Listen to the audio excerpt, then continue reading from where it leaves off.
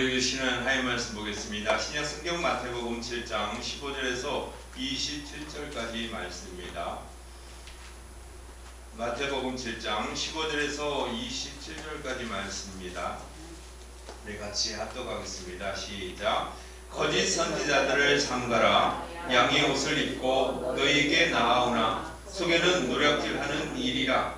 그들의 열매로 그들을 알지니 가시나무에서 포도를 또는 엉겅퀴에서 무화과를 따겠느냐. 이와 같이 좋은 나무마다 아름다운 열매를 맺고 못된 나무가 나쁜 열매를 맺느니 좋은 나무가 나쁜 열매를 맺을 수 없고 못된 나무가 아름다운 열매를 맺을 수 없느니라. 아름다운 열매를 맺지 아니하는 나무마다 찍혀 불에 던져지느니라. 이러므로 그들의 열매로 그들을 알리라. 나더러 주여 주여 하는 자마다 다 천국에 들어갈 것이 아니요 다만 하늘에 계신 내 아버지의 뜻대로 행하는 자라야 들어가리라.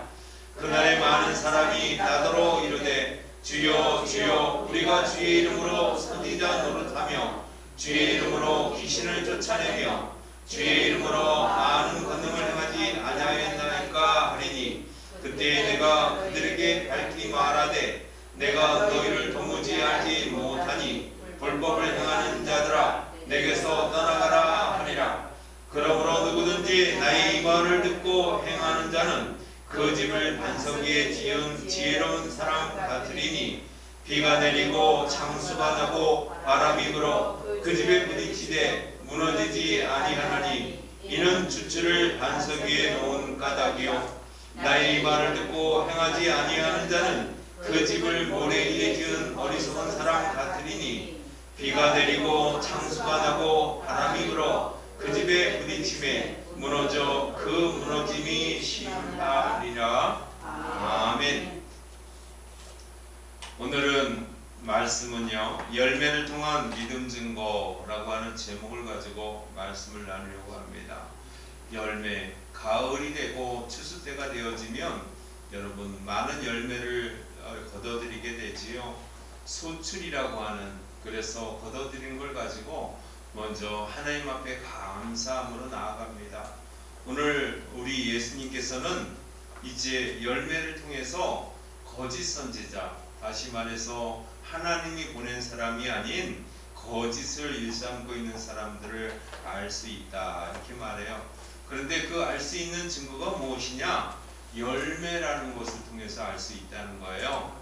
열매라는 것은 기다려야 되지요. 그리고 열매는요 그 잎사귀나 줄기를 보고 알 수 있는 게 아니라는 거예요. 마지막으로 맺혀지는 그 열매를 보고 그것이 참인지 거짓인지를 구별할 수 있다는 거지요. 오늘 말씀은 우리에게 열매를 통한 믿음의 증거를 우리에게 보여주라 이런 말씀인데, 그러기 위해서는 우리가 어떤 삶을 갖춰야 할까요? 믿음 안에서 우리 주님은요 첫째 15절과 16절 두 절 말씀을 통해서 이렇게 말해요. 믿음의 경계를 갖추어라 이렇게 말해요. 첫 번째는 갖추래요. 믿음의 경계라고 하는 것을 갖추라 이렇게 말하고, 그 다음에 두 번째는 17절과 20절에서는 순복하라 이렇게 말하기도 합니다. 그리고 마지막 21절부터 27절까지는 하나님이 우리에게 요구하신대요. 이와 같이 갖춰야 할 것, 순복해야 할 걸 요구하심이라고 하는 이 세 가지의 교훈을 가지고 오늘 말씀을 나눠보고자 합니다. 그 첫 번째 15절과 16절 믿음의 경계를 갖춰라. 이것은요 사실 오늘 본문 말씀을 가만히 읽어보면 거짓 선지자를 삼가하라 이렇게 말하고 있어요. 거짓 선지자를 여러분 삼가해야 한다는 거예요. 그렇다면 거짓 선지자는 어떻게 할 수 있을까요? 아주 간단합니다.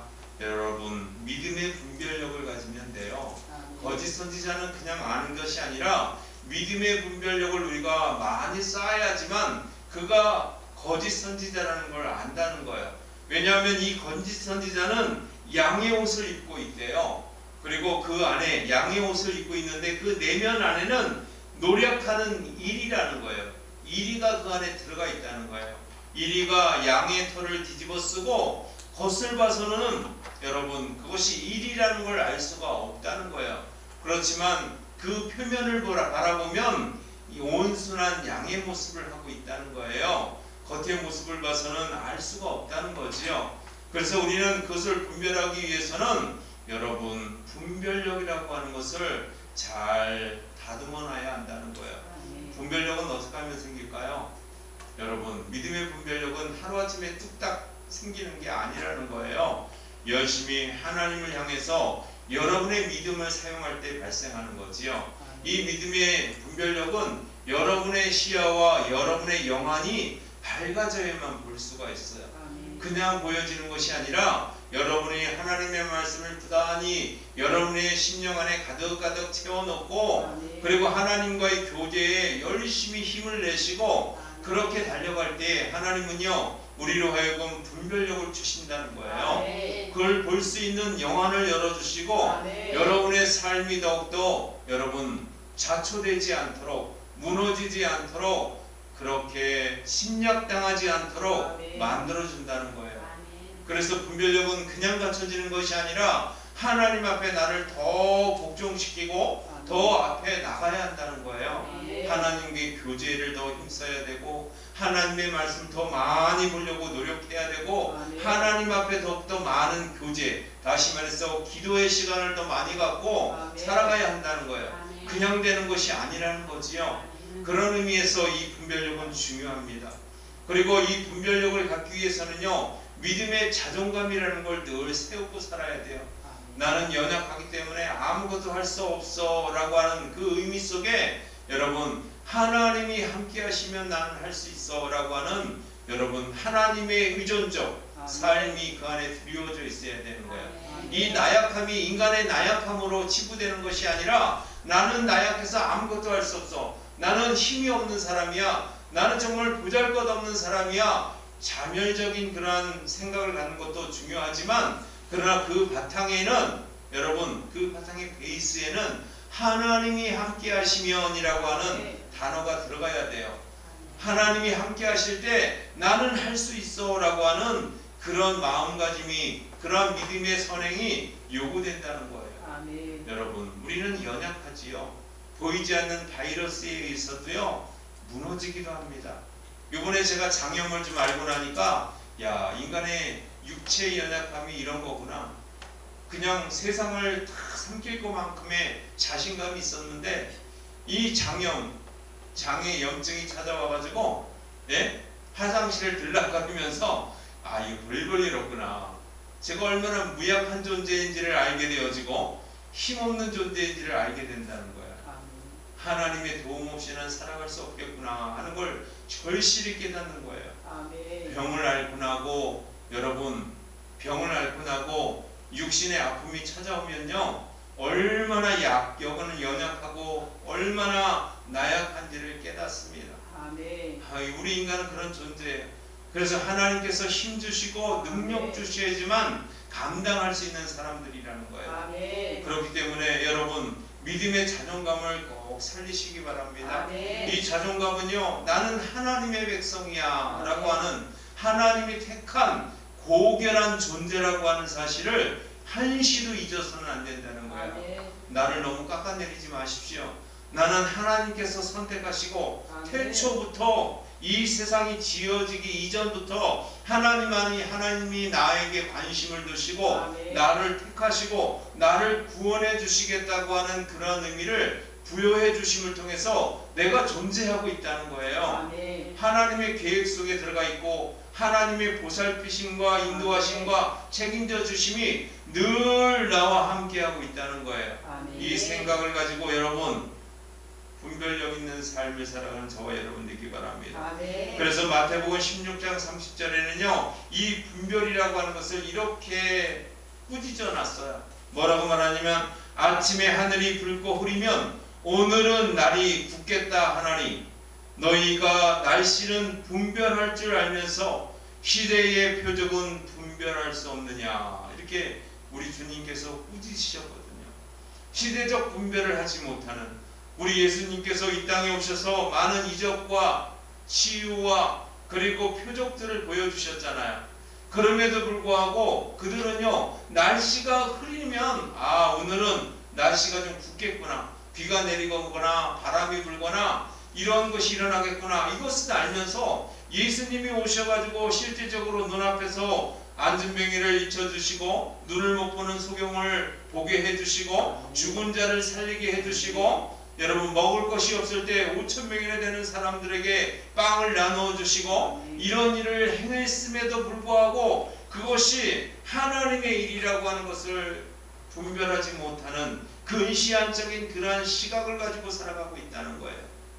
분별은 그래서 필요하다는 거예요. 눈앞에서 보여져도 알지 못하는 어리석은 인간의 모습을 하고 있다는 거지요. 로마서 12장 2절에는 이렇게 말합니다. 로마서에 있는 많은 기독교인들에게 사도 바울은요 이렇게 말해요. 너희는 이 세대를 본받지 말고 오직 마음을 새롭게 함으로 변화를 받아 하나님의 선하시고 기뻐하시고 온전한 뜻이 무엇인지 분별하도록 하라. 아멘. 하나님의 무슨 뜻을 분별하라고요? 선하시고 아멘. 기뻐하시고 아멘. 온전한 뜻, 아멘. 이 세 가지를 분별하는 거예요. 선하심, 기뻐하심, 온전하심이라고 하는 이 뜻을 분별하려고 애를 써야 한다는 거예요. 아멘. 그렇게 말하고 있어요. 그리고 고린도에 있는 많은 교회들에게 고린도전서 2장 14절에는요 이렇게 말합니다. 우리가 이것을 말하거니와 사람의 지혜가 가르친 말로 아니하고 오직 성령께서 가르치신 것으로 하니 영적인 일은 영적인 것으로 분별하라, 이렇게 말하고 있어요. 영적인 것은 영적인 것으로 분별하라. 아멘. 육적인 것을 영적으로 분별하는 게 아니라 영적인 일은 영적으로 분별해야 한다는 거예요. 아멘. 이런 분별력을 가지시는 저와 여러분 되기 바랍니다. 아멘. 두 번째 교훈은요 17절에서 20절에 순복하라 이렇게 말했는데 하나님의 순리에 순복하라는 거예요. 여러분 이 세상은요 하나님이 다스리시고 하나님이 여전히 주권 안에 운영되고 있다는 거예요. 세상 사람들이 운영하고 있는 것 같지요? 아니요. 하나님이 이 세상을 통치하시고 하나님이 이 세상의 주권자가 되어주셔서 이 세상이 돌아가고 있는 거예요. 아멘. 세상 사람들이 다스려서 돌아가는 게 아니고 하나님의 주권과 하나님의 섭리와 하나님의 주권 안에 놓여 있다는 거예요. 아멘. 이것이 밑바탕에 쫙 깔려 있다는 거예요. 그래서 17절부터의 내용은 그런 내용